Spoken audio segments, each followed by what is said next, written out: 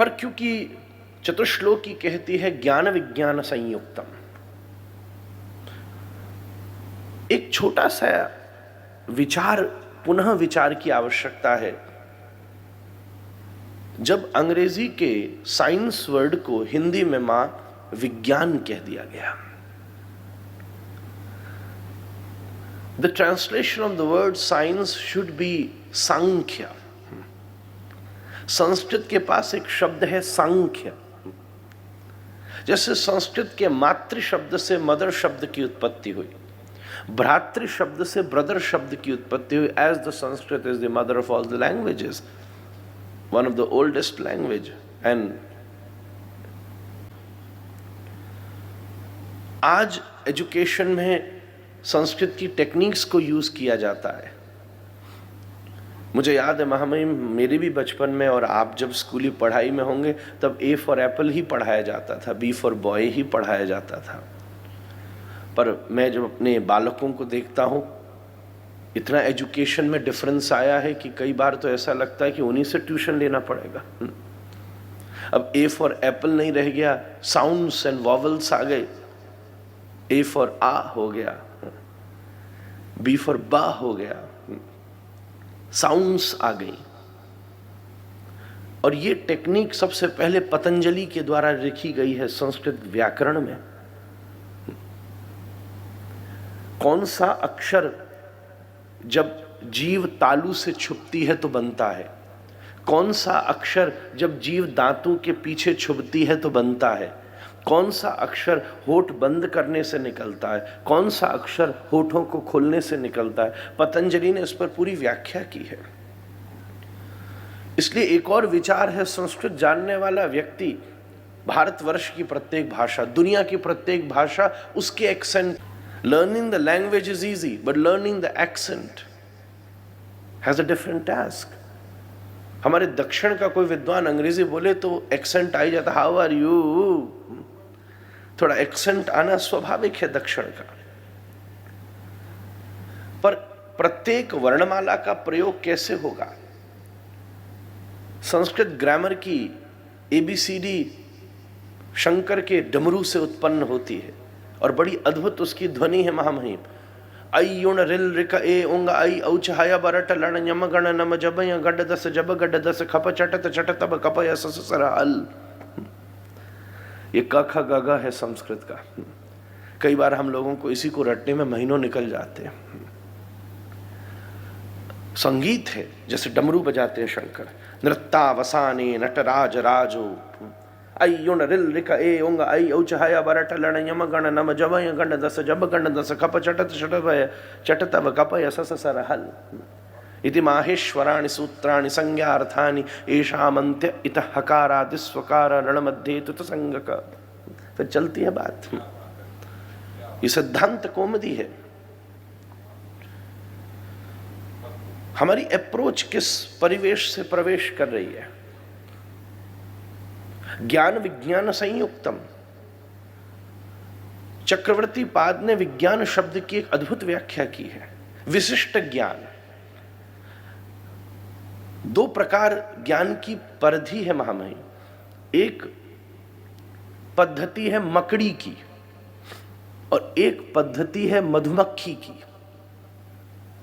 ये मकड़ी और मधुमक्खी से ज्ञान और विज्ञान को समझा जा सकता है। मकड़ी अपने भीतर से जाला उत्पन्न करती है, उस पर घूमती है और उसे खा जाती है। और मधुमक्खी फूलों में से मकरंद का चयन करके मधुप का निर्माण कर देती है। ऐसे ज्ञान मकड़ी की तरह तुम्हारे भीतर से अनुभूतियों को प्रकट करता है और विज्ञान आउटसोर्सेस से रेफरेंस को लेकर के थ्योरीज को क्रिएट करता है। यह ज्ञान और विज्ञान की विशुद्ध परिभाषा की गई है। अणुवाद, ये सब सांख्य के विषय हैं। पर जब सांख्य की तुलना भारतीय परिवेश से की जाती है, इसलिए तो भारत प्रत्येक रेवोल्यूशन को स्वीकार करता है।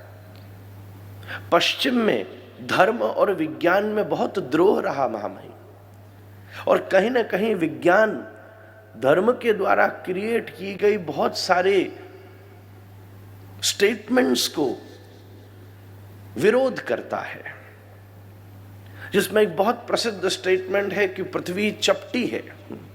ये तो ऐतिहासिक बात है। आप एक दिशा में बहुत आगे जाएंगे तो नीचे गिर जाएंगे। खपरनिकस ने जहाज लेकर के लगभग 3-3.5 वर्ष लिए और जिस बिंदु से वो शुरू हुआ घूम करके वहीं पहुंच गया, और उस दिन दुनिया ने जाना कि पृथ्वी गोल है। परंतु भारतीय मनीषा पहले से ही इसको भूगोल कहती है। दुनिया में राइट ब्रदर्स ने सबसे पहला हवाई जहाज बनाया। आज भी वॉशिंगटन के एयर स्पेस म्यूजियम में आपने उसका दर्शन किया होगा, मैंने भी किया है। और ठीक उस प्लेन के पास में एक नोबल रखा है, जो नोबल गैलीलियो गैलीली का है। राइट ब्रदर्स साइकिल बनाया करते थे और गैलीलियो गैलीली के उस नोबल में एक उड़ने वाली चीज की व्याख्या थी, और उन्होंने उससे प्रेरणा लेकर के एक हवाई जहाज के निर्माण की भूमिका बनाई। जब गैलीलियो गैलीली की बायोग्राफी पढ़ी जाए तो वो भारतीय मनीषा से बहुत ज़्यादा प्रभावित था। इसलिए इस दुनिया में अगर कोई सबसे पुरातन शास्त्र किसी उड़ने वाली वस्तु का विवेचन करता है तो वो रामायण है। इसलिए हमारे यहाँ संस्कृत में विमान शब्द है।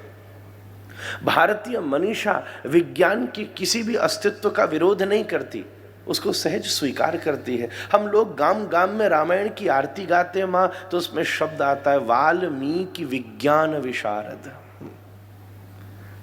गांव गांव के मंदिर मंदिर में ये आरती जब गाई जाती है तो उसमें शब्द आता है आरती रामायण जी की कीजे, उसमें एक शब्द आता है वाल्मीकि विज्ञान विशारद। आज जैसी टेक्नोलॉजी, एल्बामिंग, मेडिकल साइंस में एल्बामिंग, सबसे पहले महाराज दशरथ के शरीर को तेल कटाहे में वशिष्ठ ने रखा था जब तक भरत नहीं लौट कर आए थे। आज मेडिकल साइंस में की जाने वाली सेरोगेसी, अगर हम मेडिकल साइंस से देखें तो बलराम जी देवकी वसुदेव के पुत्र हैं, पर उनको रोहिणी जी जन्म देती हैं। आज IVF के द्वारा क्रिएट किए गए टेस्ट ट्यूब बेबीज, गांधारी के गर्भ से उत्पन्न होने वाली 100 की 100 संतानें और एक कन्या, 101 संततियां लेबोरेटरीज में क्रिएटेड हैं। भारतीय विज्ञान इस मनीषा का, इस स्तर का विचार रखता है। मैं तो एक बात कई बार निवेदन करता हूं महामहिम, कि अगर केवल हम लोगों को संस्कृत का ज्ञान हो जाए और हम शास्त्रों का अवलोकन करें तो ऐसा लगेगा कि भारतवर्ष पूरी दुनिया से 100 साल आगे चल रहा है। एक्सप्लेनेशंस मौजूद हैं, बीच की कुछ टेक्नोलॉजी गायब है। जब पश्चिम बैठ करके पत्थरों को घिस करके केवल चिंगारियां निकाल रहा था, ये भारतवर्ष उस समय एस्ट्रोनॉमी में ग्रहों की चाल का विचार कर रहा था। उतनी उन्नत परंपरा है भारतीय मनीषा की। डार्विन के द्वारा क्रिएट किए जाने वाली थ्योरी ऑफ इवोल्यूशन और हमारे यहां की दशावतार की भावना मैच खाती है। श्रीमद् भागवत में ही सबसे पहले Darwin theory of evolution explained है। सबसे पहला अवतार मत्स्य अवतार, जीवन जल में शुरू हुआ। दूसरा अवतार कूर्मा अवतार, महामहिम जीवन जल से थल तक पहुंचा, कछुआ जमीन पर भी आ सकता है। फिर वाराह अवतार, वाइल्ड